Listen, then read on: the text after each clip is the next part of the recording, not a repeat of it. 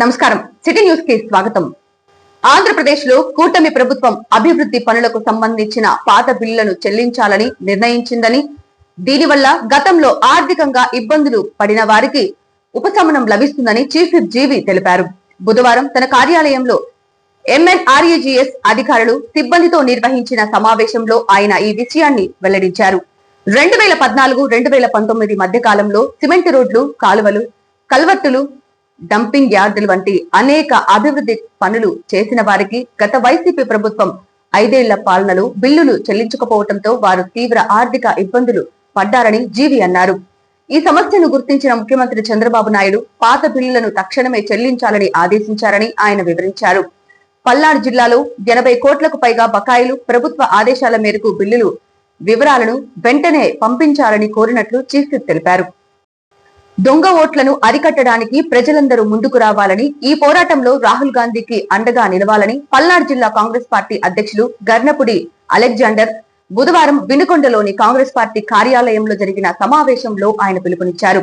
ఈ సమావేశానికి వినుకొండ నియోజకవర్గ ఇన్ఛార్జ్ బోయపాటి రామాంజనేయులు అధ్యక్షత వహించగా అలెగ్జాండర్ మాట్లాడుతూ, బీజేపీ ప్రభుత్వం అండదండలతో కేంద్ర ఎన్నికల సంఘం దేశంలో అనేక చోట్ల దొంగ ఓట్లను చేరుస్తుందని ఆరోపించారు.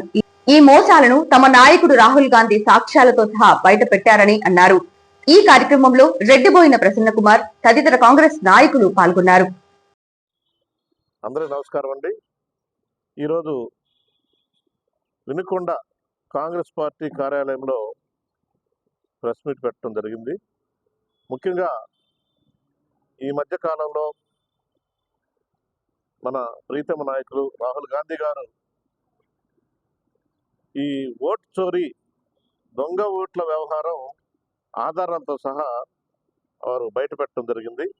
అందులో ప్రధాని మోడీ గారు, బీజేపీ పార్టీ మరియు ఎలక్షన్ కమిషన్ కుమ్మక్కై ఈ యొక్క దొంగ ఓట్ల వ్యవహారం నడిపి వారు గెలవలేని చోట కూడా గెలిచి ప్రభుత్వాన్ని ఏర్పాటు చేసి ఈ రోజున భారతదేశాన్ని పరిపాలిస్తున్నారు.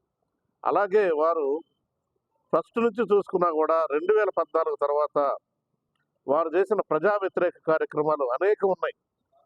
ఒకటి, పెద్ద నోట్ల రద్దు కావచ్చు. అలాగే కరోనా సమయంలో కొన్ని లక్షల మంది మరణానికి వారి నిర్లక్ష్యమే కారణమైంది. ఇటువంటి క్రమంలో 2024లో ఎటువంటి పరిస్థితుల్లో కూడా ప్రభుత్వాన్ని ఏర్పాటు చేయలేదు. ఈ యొక్క మోడీ ప్రభుత్వం కూలిపోతుంది తప్పకుండా, బీజేపీ ప్రభుత్వం గంగలో కలిసిపోతుంది తప్పకుండా అనుకున్న తరుణంలో కూడా వారు ఈ 2024లో ఒక ప్రజల యొక్క అంచనాలను తారుమారు చేస్తూ మరలా ప్రభుత్వాన్ని మూడోసారి ఏర్పాటు చేయటం చాలా అది ఆశ్చర్యకరం, ప్రజలను బాధ పెట్టే అంశం. కాబట్టి మరి వాళ్ళు ఎలా గెలిచారు అని చెప్పి మన ప్రీతమ నాయకులు రాహుల్ గాంధీ గారు దాని మీద ఒక రీసెర్చ్ లాగా చేసి ఎంతో అవగాహనతో ముందుకెళ్ళి అనేక సందర్భాల్లో అనేక డాక్యుమెంట్స్ పరిశీలించి బెంగళూరులోని సెంట్రల్ నియోజకవర్గమైన మహదేవ్పూర్ అసెంబ్లీ కాన్స్టిట్యున్సీలో వారు మొదటగా కొన్ని డోర్ నెంబర్స్లో, చిన్న రూమ్ నెంబర్లో కూడా 33 ఓట్లు, 40 ఓట్లు, 50 ఓట్లు అటువంటి కూడా ఆధారాలతో కనుగొనడం జరిగింది. కనుగొన్న తర్వాత వారు ఈ ప్రెస్ మీట్ పెట్టి ప్రజల్లోకి వెళ్ళి ఈ అంశాన్ని, ఓట్ల చోరీ గురించి ప్రచారం మొదలుపెట్టారు. ఖచ్చితంగా ఇది దేశవ్యాప్తంగా ఈ ఉద్యమాన్ని మనం తీసుకెళ్లాల్సిన బాధ్యత ఉంది. రాహుల్ గాంధీ గారి ఈ యొక్క పరిశోధనకి మనమందరం కూడా కలిసికట్టుగా సహకరించి ఈ దొంగ ఓట్ల వ్యవహారాన్ని దేశవ్యాప్తంగా బయటపెట్టి ఈ భారతీయ జనతా పార్టీని ఖచ్చితంగా దించాలని చెప్పి మనం కోరుకుందాం. ఎందుకంటే ఈ రోజున ముస్లిమ్స్ పట్ల, అలాగే క్రైస్తవుల పట్ల ఒక రెండో తరగతి పీపుల్ చూసినట్టుగా చూస్తూ ఈ భారతీయ జనతా పార్టీ పరిపాలన కొనసాగిస్తుంది. మణిపూర్లో అంశం కావచ్చు, అలాగే ఈ మధ్య కాలంలో ఎక్కడ పట్టినా కూడా వారు ఈ మైనార్టీస్ పట్ల వాళ్ళు చేస్తున్న దాడులు కానీ ఇవన్నీ కూడా ఎక్కువైపోతున్నాయి. ప్రతి ఒక్కళ్ళు కూడా వాళ్ళు జై శ్రీరామ్ అని చెప్పి నినాదం అనకపోతే వారిని రెండో తరగతి పౌరులుగా పరిగణించి ఈ దేశంలో వాళ్ళని చిన్నతనంగా చూసేదానికి వాళ్ళు ముందుకు పోతున్నారు. వాళ్ళు మతాన్ని అడ్డం పెట్టుకొని ఈ రాజ్యాన్ని వాళ్ళ ఇష్టానుసారంగా పరిపాలిస్తూ ఈ దేశంలో అమల్లో ఉన్న రాజ్యాంగాన్ని కూడా అవమానం చేస్తూ ఈ రోజున వారి పరిపాలన కొనసాగిస్తున్నారు. కాబట్టి రాహుల్ గాంధీ గారు ప్రాణాలకు తెగించి వారు ఆయనకి ప్రపంచవ్యాప్తంగా ఉన్న తీవ్రవాద సమస్యలతో ముప్పు ఉంది. అలాగే దేశంలో ఉన్న దేశ ద్రోహంతో కూడా ముప్పు ఉంది. అయినా కూడా భయపడకుండా వారు ఈ రోజున తన వాయిస్ని వినిపించి మోడీ ప్రభుత్వాన్ని గదగద వణికిస్తున్నారు.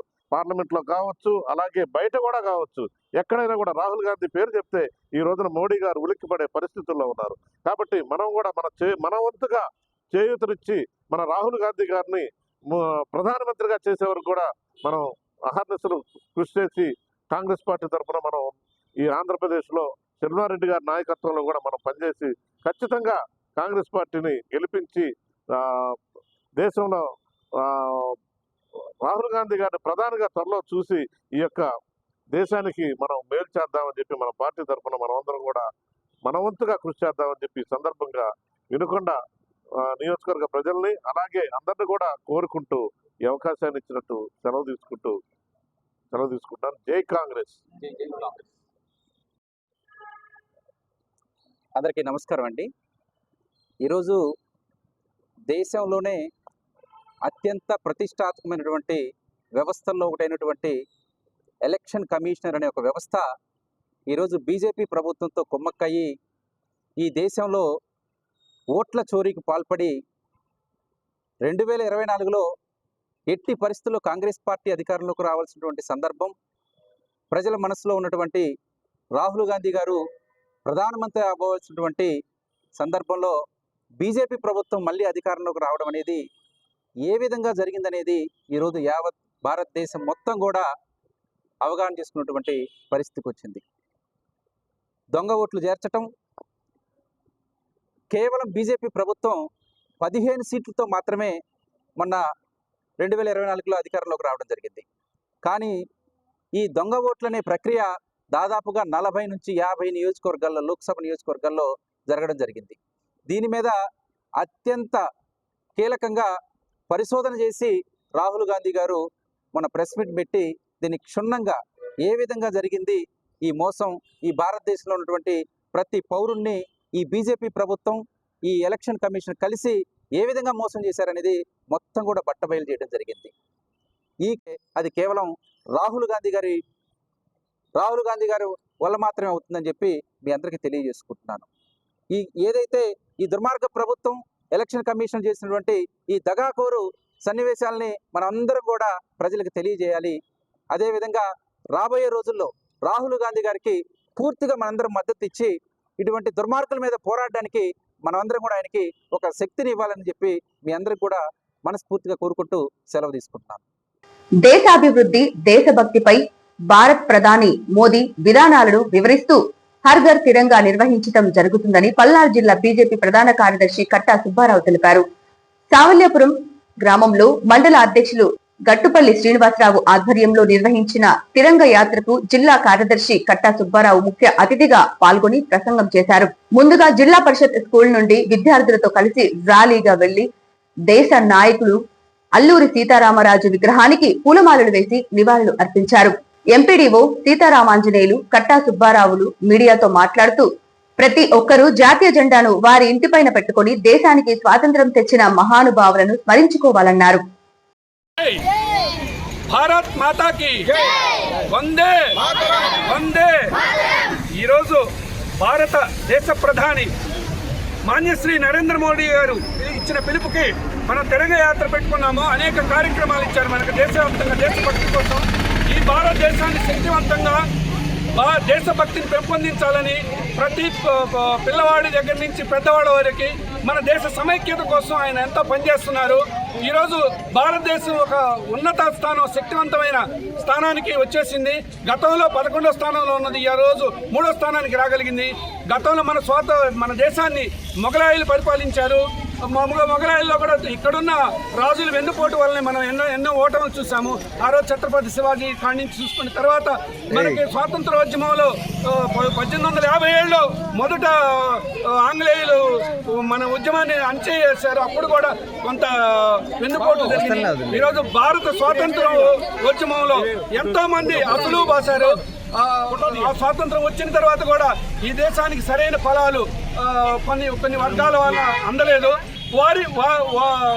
జరగాల్సిన న్యాయం జరగలేదు. ఈ దేశంలో ఉన్న ఎంతో మందికి మెజారిటీ ఇదికి. కానీ అందరూ ఈ దేశ ఐక్యత కోసం పాటుపడుతున్నారు. వారి సమైక్యత కోసం, ఈ దేశ బలం కోసం ఈ శక్తివంతంగా ముందుకు తీసుకెళ్తున్నారు మన మోడీ గారు.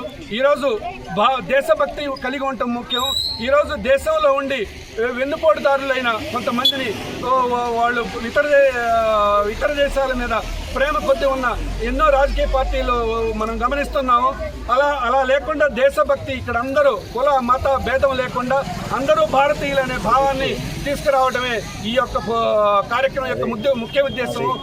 ఇక్కడ ఉన్న మా ఇనుకొండ నియోజకవర్గంలో శాదాపురం మండలంలో ఇక్కడ మన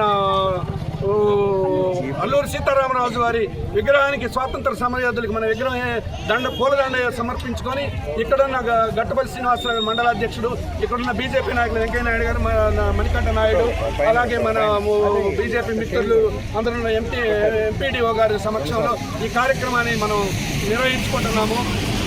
ఈరోజు బాలలే రేపటి పౌరులు. ఈ అవకాశం ఇచ్చిన ఇక్కడ ఉన్న వారందరికీ ప్రత్యేక కృతజ్ఞతలు తెలియజేస్తున్నాం. అందరికీ నమస్కారం. ఈరోజు శావల్యాపురం మండల కేంద్రంలో మండలాధ్యక్షుడు గట్టుపల్లి శ్రీనివాసరావు ఆధ్వర్యంలో, అలాగే పార్టీ కార్యకర్తల సమక్షంలో హరఘర్ తిరంగా ర్యాలీ కార్యక్రమం ఏర్పాటు చేసుకోవడం జరిగింది. ప్రతి ఇంటికి కూడా జాతీయ జెండాని చేర్చేటువంటి క్రమంలో ప్రతి హృదయంలో జాతీయ జెండా ఉండాలనేటువంటి ఉద్దేశంతో కేంద్ర ప్రభుత్వం ఏర్పాటు చేసినటువంటి ఈ కార్యక్రమాన్ని ముఖ్య అతిథిగా ఎంపీడీఓ శావల్యాపురం వీరికి ప్రత్యేక కృతజ్ఞతలు తెలియజేస్తున్నాం. అలాగే కార్యక్రమానికి జిల్లా ప్రధాన కార్యదర్శి అంట సుబ్బారావు గారు, సీనియర్ నాయకులు పట్టి మణికంఠ నాయుడు, మాజీ మండలాధ్యక్షుడు శ్రీవాది వెంకయ్య నాయుడు, అలాగే జిల్లా పరిషత్ హై స్కూల్ విద్యార్థులు, అలాగే పాఠశాల ప్రధానోపాధ్యాయులు, గురువా మాస్టర్ గారు చేశారు.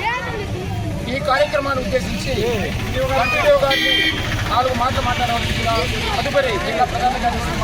సిటీ న్యూస్ ఇంతటితో సమాప్తం. తిరిగి రేపటి సిటీ న్యూస్ లో మళ్ళీ కలుద్దాం. అంతవరకు సెలవు. నమస్కారం.